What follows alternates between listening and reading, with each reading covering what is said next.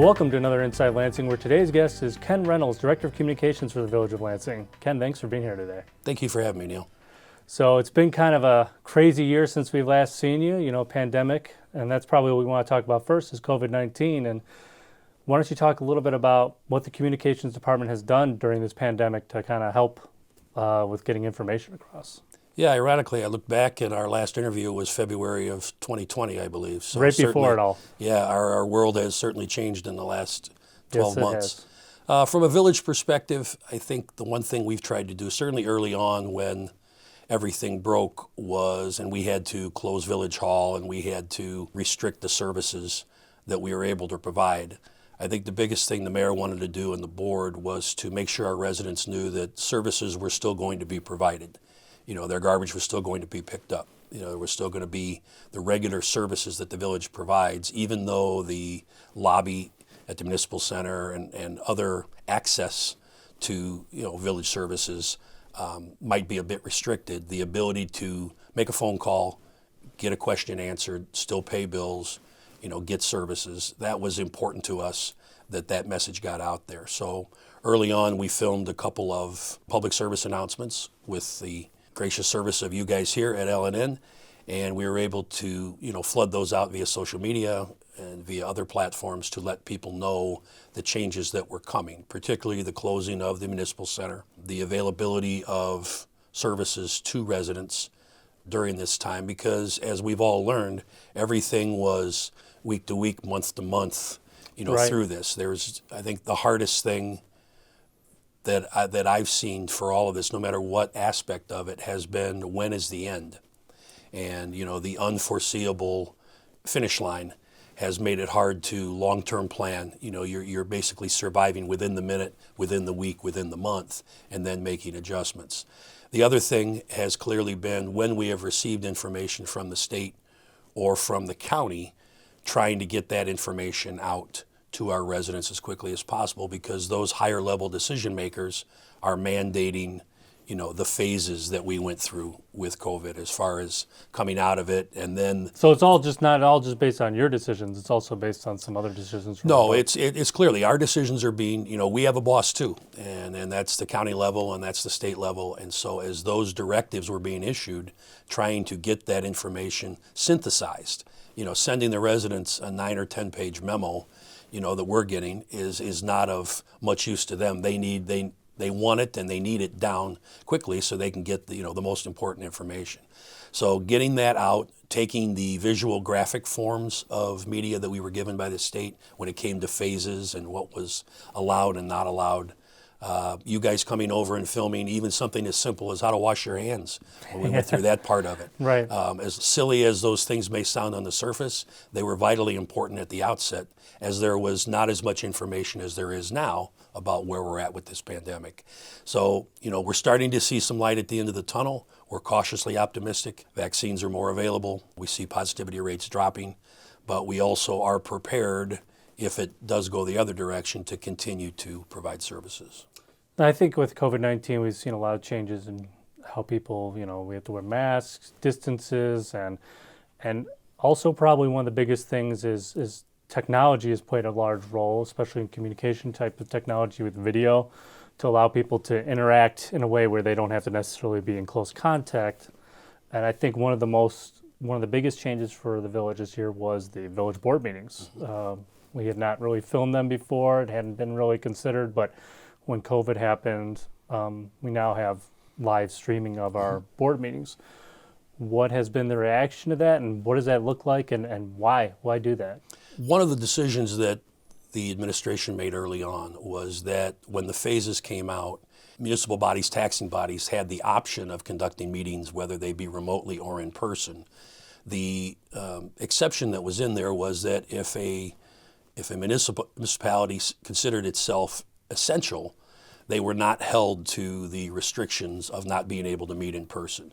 So the decision from our administration was we were going to continue to have meetings in person with the restrictions that were there on crowd size. And so we have done that from the outset.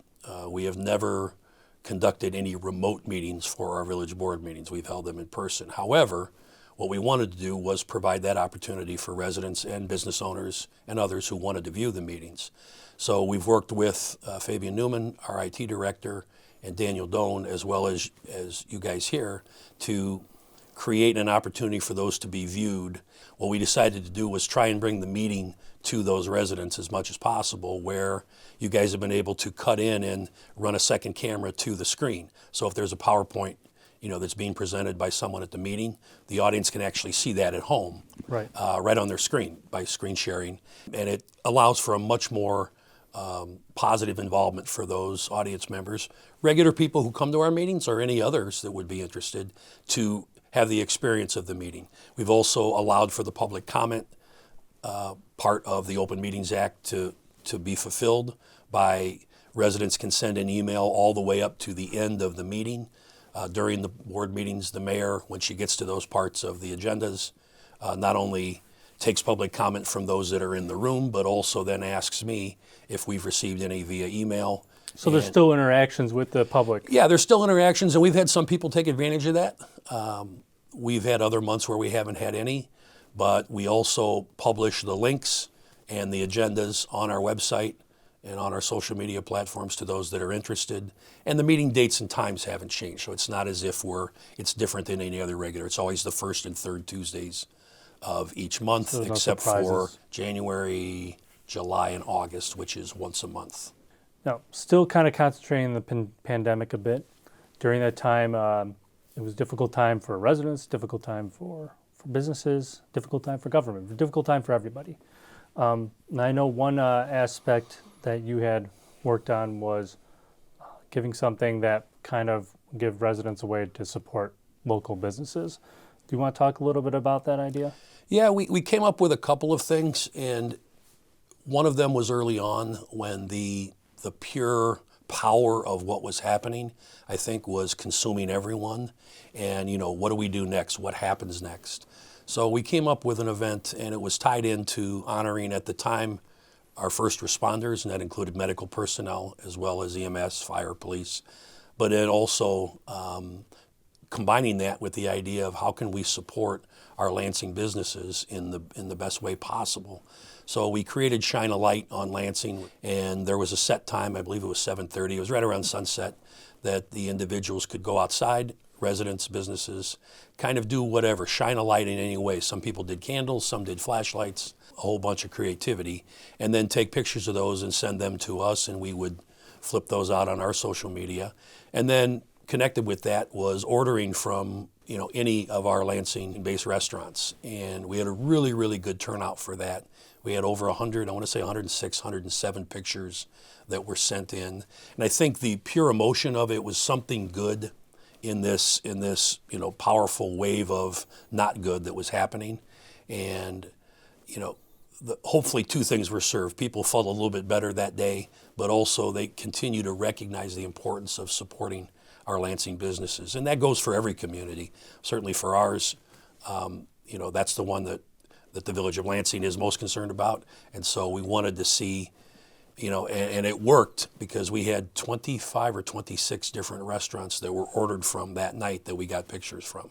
That included some catering places, grocery stores that had, food options. So that was really, really nice to see. And then right around Valentine's Day of this year, just a couple weeks ago, we came up with the Love for Lansing restaurants. Yes. We promoted that where individuals and families could, over the Valentine's Day weekend, again, same concept, order from a Lansing restaurant or an eatery as we call them, because it's surprising. I know what I learned. It's amazing how many places in Lansing have that kind of fresh food option. It's more than you think. It is more than just you think. Restaurants, and places like bakeries and other things. We didn't care what time of the day it was, just support them.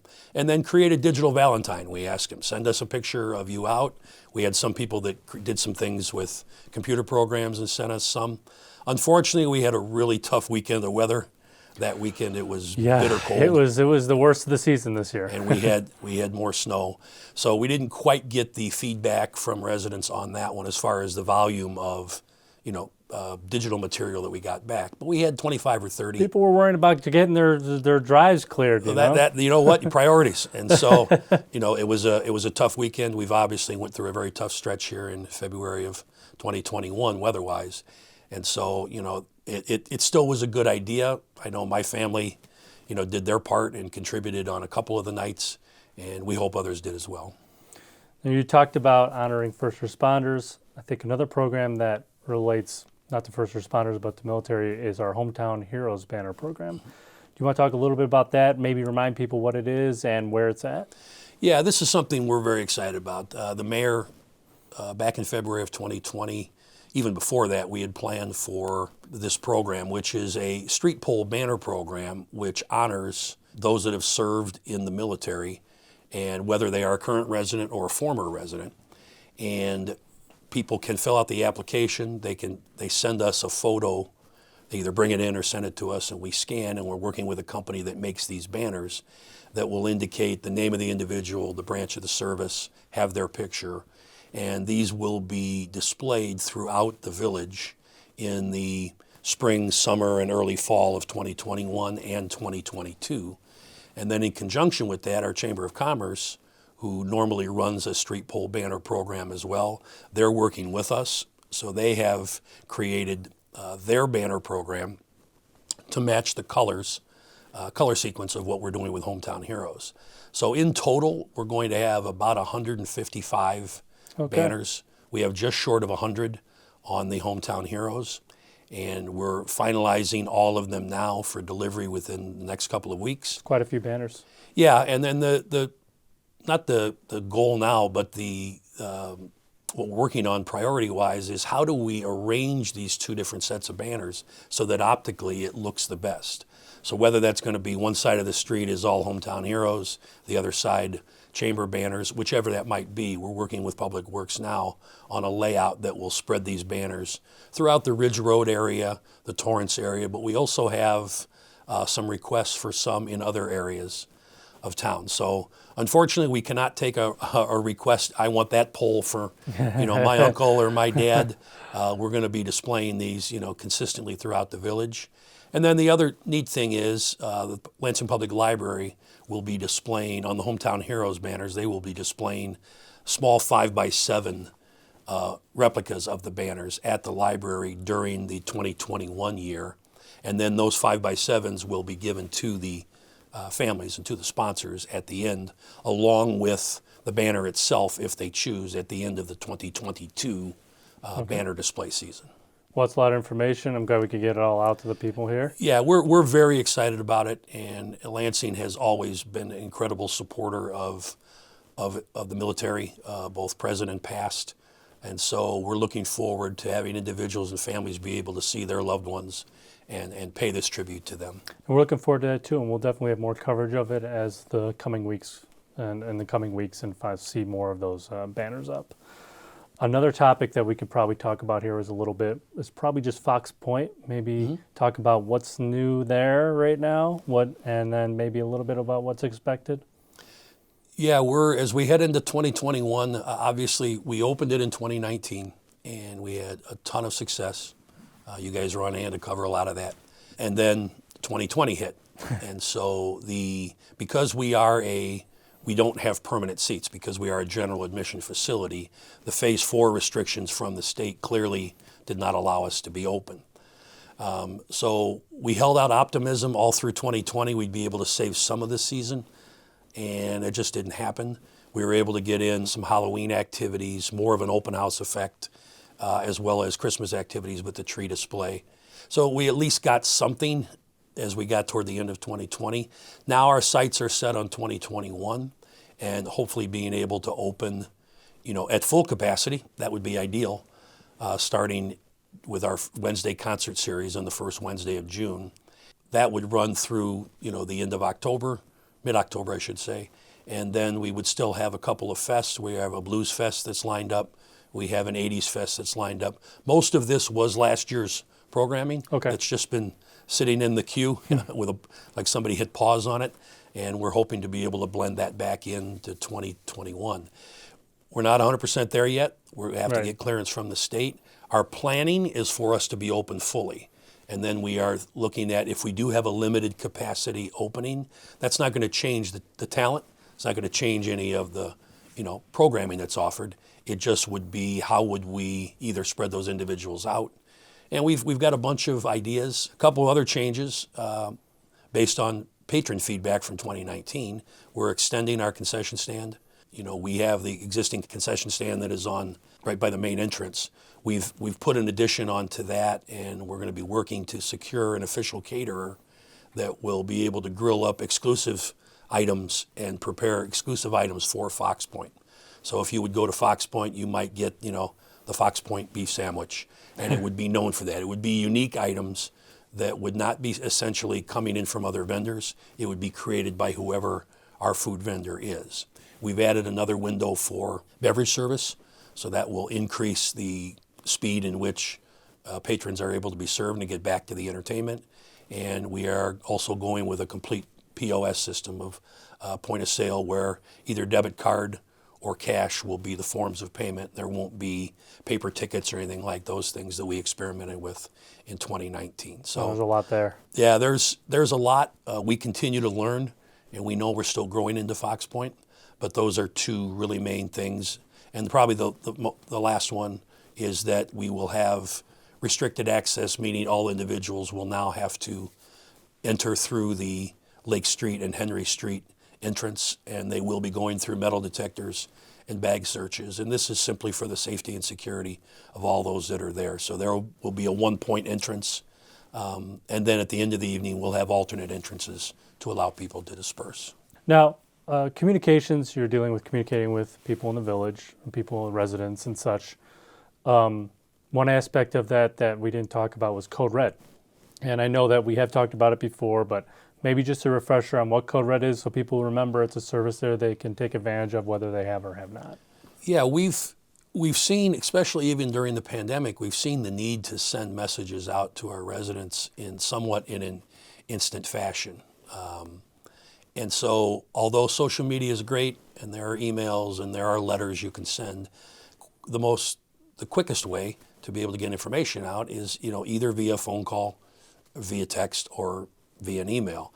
So the Code Red system is essentially something the police department has, but there is a public service part of it that we want our residents to know about. And we've seen an increase in signups, but we want them to know that they can sign up free of charge for the Code Red service. There's an emergency level and then there's a general level. And the emergency level is for things such as Amber Alerts or, you know, severe weather situations and so forth. The general level is where they can receive information on traffic closures. Or, for example, you know, one thing that it's been very useful for, if there's a water main break somewhere, we want to be able to notify those residents in that general area that their water service may be off for a while. You can pinpoint the geographic location of that area and send them a text or an immediate phone call or email to say your water will be off.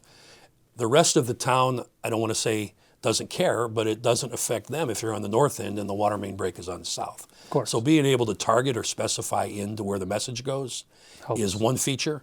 The other is a general statement. You know, it could be something about a road closure, as I said. It could be something the entire community should be aware of or at least have that information. And so we encourage residents to go to our website. There's a section there that says, How Do I? One of the tabs, the pull-down menu from there says, how do I basically sign up for Code Red? The resident has to create an account, and they have to sign up for that. Once they do, they can specify or they can target what types of messages they want and how often. And it's a great way to get immediate information from the village.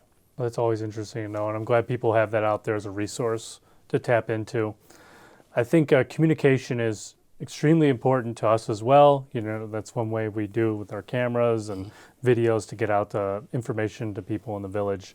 But we're only one person, we're only a few people, so you got to be able to reach a lot of people, and you're only one person. So you have to find ways to reach a lot of people and be able to get your message across. And I think one of the ways you do that is looking at Lansing, the newsletter. So maybe you could remind people what that is, what that newsletter is. The Looking at Lansing newsletter is the quarterly publication that the village puts out.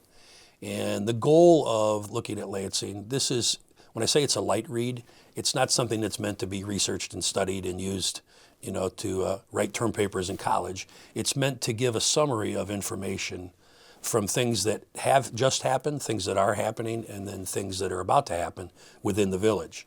That's the goal that we kind of design it around. The departments feed me the basic information, things they feel are the most important that are happening in their department.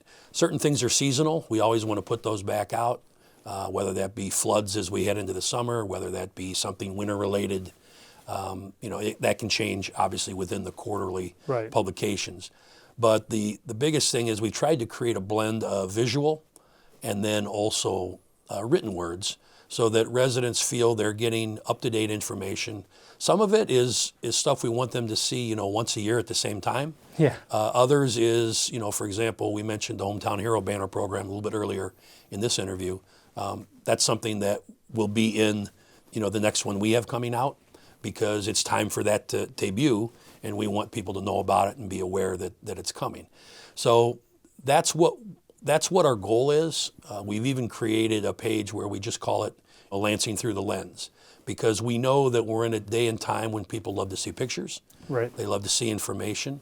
So it's a delicate balance between not making it look too picture loaded and not enough information, but then also not having it be too paragraph driven. And then, the feature is maybe too long for individuals. Hopefully it sits on a coffee table or a kitchen table, or somewhere in the house, and people can refer to that in that time until the next one comes out. And it's got things in there that are important, including phone numbers of many of the places in town that are key. It's got addresses, upcoming events, board meetings, a calendar, a community calendar for events that are coming up throughout usually about the next 60 to 90 days. We try to keep it on a 3-month cycle. And so again, this blend of information that's relevant right then when they get it, and then others that allows them to see kind of a wrap up of what just happened throughout the village, and then what's about to happen is important. It's been a little tougher lately because we've had, so many fewer events in the village because of COVID. Correct. But there's a lot of information that residents are interested in, and that's our goal when we put it together, is to try and make it something that they want to read, from page 1 to page 12, and that there's a blend of things that makes them get to the end and say, I got some decent information.